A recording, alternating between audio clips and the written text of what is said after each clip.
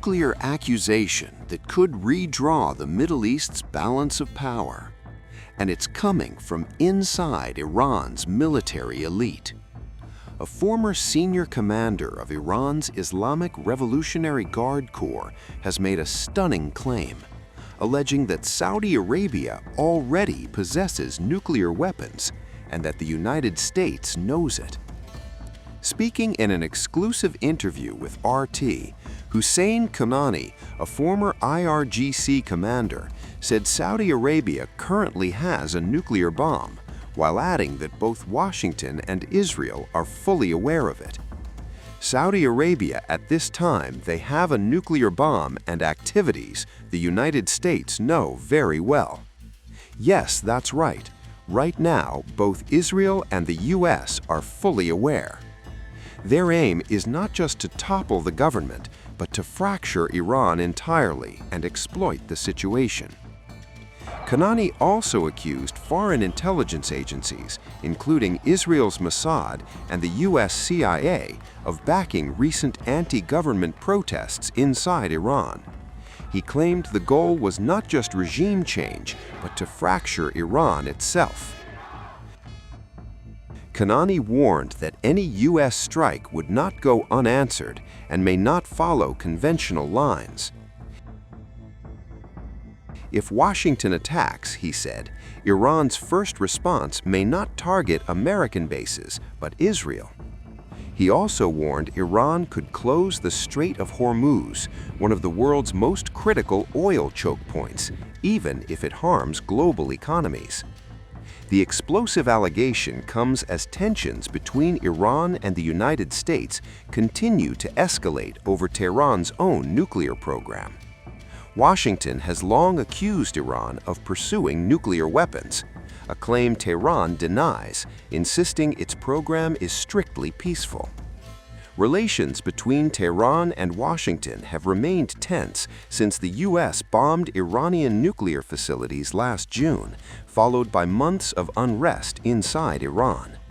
Tehran has accused both the U.S. and Israel of instigating the protests. In recent weeks, U.S. President Donald Trump has deployed a major naval force to the Middle East, including the aircraft carrier USS Abraham Lincoln, demanding Iran curb uranium enrichment and restrict its ballistic missile program. Iran, meanwhile, says it has upgraded its missile arsenal and shifted to a more offensive military doctrine.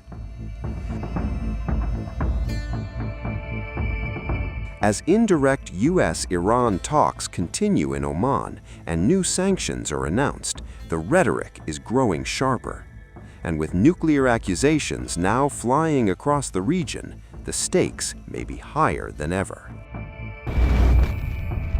The signal comes from Mohammad Eslami, head of Iran's Atomic Energy Organization, who told reporters on Monday that Tehran could show flexibility on U.S. demands, including Washington's long-standing call for zero uranium enrichment. Eslami said Iran could consider diluting its 60% enriched uranium, material that is close to weapons grade, in exchange for a complete end to sanctions. He did not clarify whether the offer applies only to U.S. sanctions or also to restrictions imposed by other countries. The comments come as Tehran makes clear it will not abandon enrichment altogether. Iran's Foreign Minister Abbas Araghchi has flatly rejected the idea of zero enrichment, even under threat of war. Why have we insisted so much on enrichment and continue to do so and are unwilling to abandon it even if war is imposed upon us? Because no one has the right to dictate to us what we should possess and what we should not possess. This is fundamentally based on the principle of rejecting foreign domination. It is my inherent right to pursue enrichment in full accordance with the law. It is my decision whether I choose to exercise this right or not. I want to address all of you who are attending this session today. If there is any question or any ambiguity concerning the objectives of Iran's peaceful nuclear program, we will provide answers. We will clarify all doubts. And the only way is through diplomacy. I have tried other paths, but they yielded no results. And negotiations will only succeed when the rights of the Iranian people are fully acknowledged and properly respected. We must be able to exercise our own rights. We don't need anyone to recognize our rights. Our right is legitimate. Our right already exists. We simply demand that our rights be respected. This Congress, by the efforts of, I believe, the secret of the power of the Islamic Republic of Iran is in this very ability to stand firm against bullying, domination-seeking, and pressures from others. They are afraid of our atomic bomb. We are not pursuing an atomic bomb. Our atomic bomb is the power to say no to the world's great powers. Araqchi stressed that Iran's insistence on enrichment is not just technical or economic, but about national independence and dignity. These statements come amid soaring regional tensions. The United States has recently deployed additional naval and air assets to the region, while repeatedly warning that military action remains on the table. At the same time, Washington and Tehran are holding indirect talks in Oman, contacts Iran has described as a good start. Relations between the two countries deteriorated sharply after failed nuclear talks last year, followed by a 12-day war between Iran and Israel, a conflict that ended with U.S. strikes on Iranian nuclear facilities. Washington says those attacks inflicted serious damage.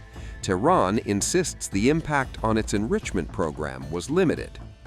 As diplomacy and military pressure collide, Iran's message is clear: no zero enrichment, but possibly a deal if the sanctions disappear. In the international arena, the Islamic Republic of Iran has consistently emphasized diplomacy based on mutual respect and shared interests. We believe that engagement and dialogue are the only sustainable path to addressing regional and global challenges. Any negotiation grounded in international law, dignity, respect for national sovereignty, conducted from an equal position and based on the win-win principle is acceptable to and welcomed by us. The new round of nuclear negotiations, which has begun in Oman with the assistance and support of our neighboring countries, represents a very good opportunity for a fair, logical, equitable, and mutually acceptable resolution of this issue. We seek to secure our rights under the Non-Proliferation Treaty, NPT, including in the area of enrichment, as well as the removal of unjust sanctions.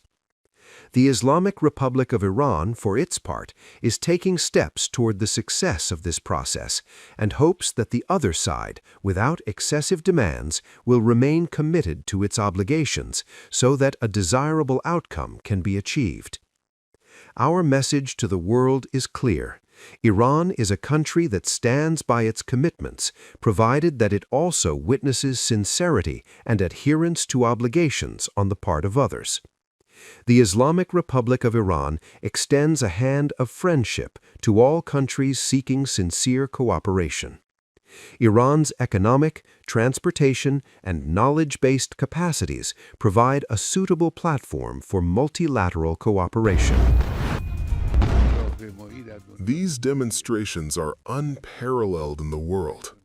We know of no other place in the world where, after so many years, a National Day and Independence Day is celebrated every year in this way, with such massive popular gatherings across the entire country, allowing the people to express themselves.